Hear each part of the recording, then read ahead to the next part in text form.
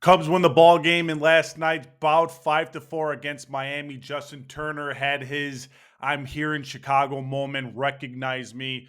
Very clutch hit by Justin Turner. And the Cubs needed to win this game. The Cubs cannot afford to lose games against shitty teams like Miami, right? The Cubs have an easy stretch going on right now. We have to win as many games as possible, right? The St. Louis Cardinals are surging at the moment. We got to keep them at bay. Who knows what the Reds and the Brewers are going to do this year, right? So the Cubs need to win these ball games, and they won last night. It was a pretty upsetting game to me because I feel as if we shouldn't even got or had to get to the bottom of the ninth inning. But a win's a win, and I'm not going to really complain too much. But there are some things I do want to talk about, such as how did Moises Ballesteros do in his rookie debut? I have a lot of opinions on this. How did Ben Brown do in his start, right? How did the rest of the team do? Let's dive into it. This has nothing to do with last night's game, but I am just kind of annoyed at the fact that the Chicago Cubs updated their homepage on the mobile phone, right? And the layout is pretty dog shit. So if you could kindly bring it back to what it was, Jed or Tom or whoever did that, I don't like it. I want to be able to go on our homepage and see the Cubs standing and all that right away. I don't want you to try selling me these garbage hats or whatnot or this merchandise that's overpriced. No. Show me the damn standings on the homepage. Now I got to log onto my computer and do so. That's not right. But regardless, the Cubs improved their record to 25-18 on the season and currently sit a game and a half over the surging St. Louis Cardinals. Excuse me there. So the Cubs still have first place, even with a boatload of injuries in their system, such as Ian Happ going down in the IL, right? Such as Shota Imanaga, Justin Steele, was still a crappy bullpen, right? So the Cubs are going to have to, continue to rely on, their superstars like Tucker, PCA to really get that job done on the offense. And the Cubs are going to have to rely on, Colin Ray, Matthew Boyd, Jamison Tyone, and stuff like that to continue giving good starts, right? Especially the veterans in this pitching staff, they are going to have to step up, right? We have two young kids in this rotation right now with Ben Brown and Cade Horton. This is where the veterans make their money to where they need to be mentors, they need to be leaders for these young kids and show them how to get the job done. They need to go into the ballpark early, be there first to set the example for these two kids, set that tone. They need to have effective warm-ups and stuff like that, show them how they go about their business and stuff, right? And that's just going to pay dividends for Cade Horton as well as Ben Brown. The Cubs have some, Colin Ray's been around the block, JMO's been around the block, Boyd's definitely been around the block, so it is a good recipe to have veteran pitching as well as these young kids who have all the talent in the world. Ben Brown had himself a good start. He pitched 5 1/3 innings, 6 strikeouts. His Ks have been pretty damn good, right? He's been striking out a lot of people, every time he pitches, and that's a great sign. If he could just continue to locate his pitches and stuff like that, Ben Brown's going to be a very lethal pitcher in this league. I promise you that. A 3.38 ERA and a .94 WHIP. So he wasn't really giving up too many, base knocks. He wasn't giving up too many walks. He did his job effectively. Yeah, he gave up a long ball to Stowers or whatnot and someone else. But hey, that stuff's just going to happen, especially a young kid who's going to be learning. He is going to get better, and he is getting better throughout the entire year. But Ben Brown is, like I said, he's been striking out a good amount of people, right?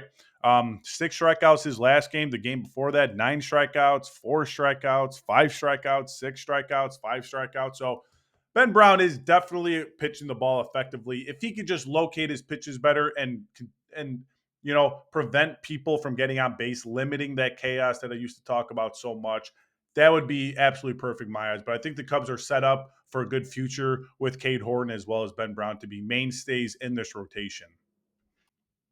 And right before we jump into the offense, I just want to say I've been dealing with some computer issues. I haven't been, I haven't been lazy. I have been recording videos, but my computer's been messing up to where it wasn't allowing me to upload anything and stuff like that. So I tweaked my computer a little bit. I cleaned some stuff up, freed up some space or whatnot. So hopefully that works and I can get back to, you know, on a schedule routine basis, uploading videos for you guys game in and game out, right? Because I do want to do those previews, those recaps of the games and stuff. So yeah, hopefully everything gets better and it gets back to where I once was uploading on a regular basis. But yes, computer struggles have been really limiting my content that I've been uploading, and I'm not happy about it. The long anticipated wait for Moises Ballesteros finally happened. Moises Ballesteros did play in yesterday's game. He bat seventh in the lineup. And the only reason why Ballesteros was called up was because Ian Happ went down on the IL, right? Ian Happ going down on the IL, that hurts a lot, right? Ian Happ is one of our rocks in our lineup. He's very consistent where he's always putting the ball in plays, making good plays in the outfield and stuff. But injuries happen, and when injuries happen, you have to have some sort of game plan, and that's exactly what the Cubs have, right? Now, Seiya Suzuki, a former right fielder, now DH, right? That puts Seiya Suzuki back in the outfield and left field where he has outfield experience, where we're not just throwing out a random guy out there.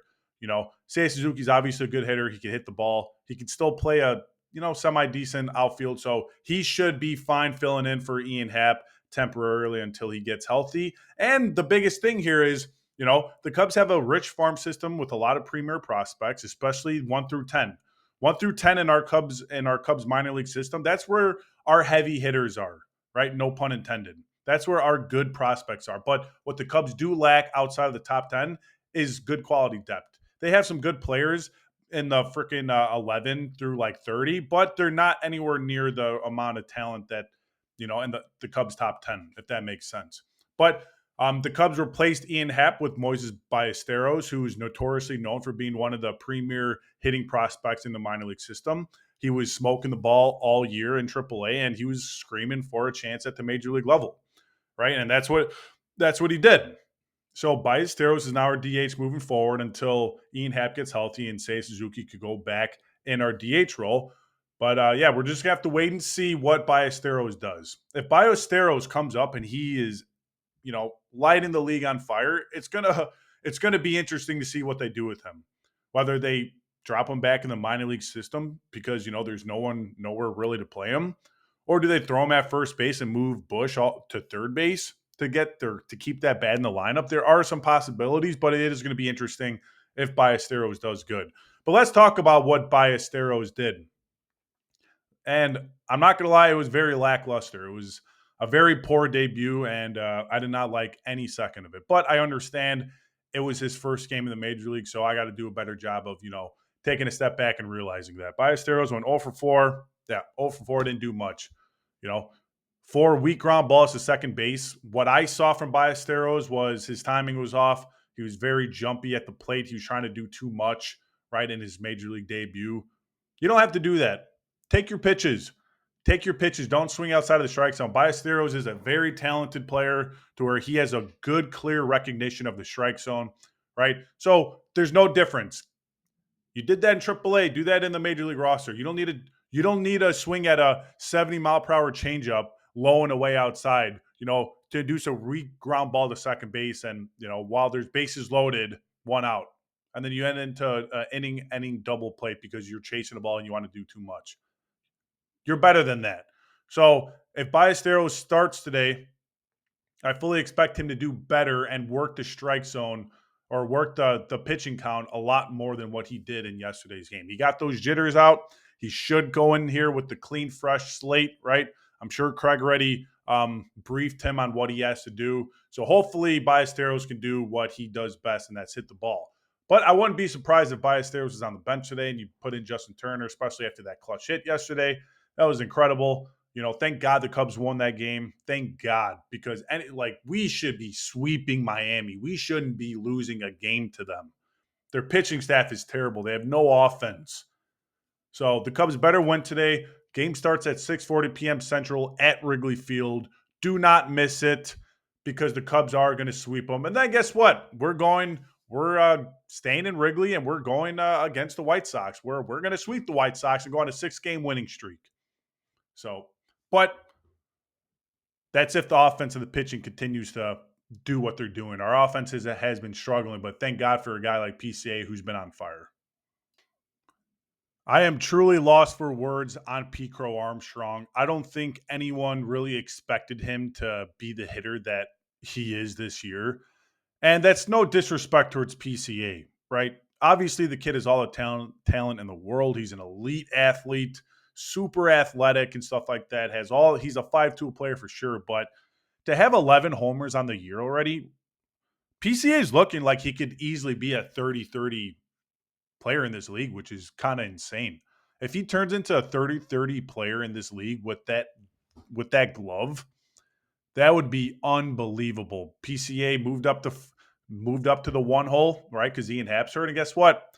He went 2 for 3 with a homer, 2 RBIs, and a run yesterday. PCA is an elite player in this league, and any team would love to have him. And the fact that the Cubs could potentially have a duo between Tucker and PCA for years to come is very exciting. And let me tell you, very exciting. But they have to re-sign Kyle Tucker. So get it done, Jed. What are you waiting for? What I do want to see PCA start doing more, though, is stop swinging at so many, balls. You should be able to just take your walk, right? If PCA learns how to take his walk more often, you're going to see his stolen bases soar through the roof if he's getting on base more than just when he gets a hit. He only has 9 walks on the year, right? His season stats are an incredible 32 runs, 11 homers, 30 RBIs, 13 stolen bases, 9 walks, 267 batting average, and 307 on base. I want to see that batting average continue to climb for PCA, and he has to do a better job of, swinging less at balls, in my opinion. But PCA is playing really well, so I don't really want to tweak too much on him or say too much. I just want the kid to go out there and play his game, and he's doing it very well at the moment.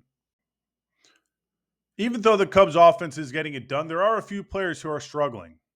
That's Seiya Suzuki, that's Nico Hoerner, and dare I say it, Kyle Tucker. Kyle Tucker has not been himself. His batting average is about to dip into the 250s, and that's not what Kyle Tucker does. Kyle Tucker has to start hitting the ball better because we rely on him so much, and we need him to be our rock in this lineup, right? And in fantasy baseball, Kyle Tucker's ranked over the past 2 weeks the 400th player in fantasy.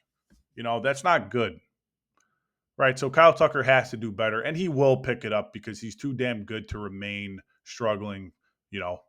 So I wouldn't really worry about that. Seiya Suzuki, he's a very streaky hitter, and we just have to realize that there are going to be a week where he carries our team completely and a week where he doesn't do a damn thing. Right. It would be nice to get more consistency out of him, but I don't think that's going to happen. And Nico Hoerner, I don't know what to say about him. I think I firmly believe this is Nico Hoerner's last year in Chicago, unless he completely picks it up. I think the Cubs will end up trading him away, you know, to make room for James Triantos or move Matt Shaw back to his original position. Who knows? Who knows? There's a lot of question marks surrounding this team. This team is a good team, but it has a lot of gaping holes in this lineup, right? And that's part of the pitching staff. That's some holes on the diamond, and as well as the entire bullpen outside of Daniel Palencia. Daniel Palencia, he's, when he got recalled from AAA, I was very iffy about it, considering, the amount of people he walks, but he's been lights out for the Cubs. So with that being said, always keep the faith, go Cubs, and I am the Cubby Perspective. Thank you.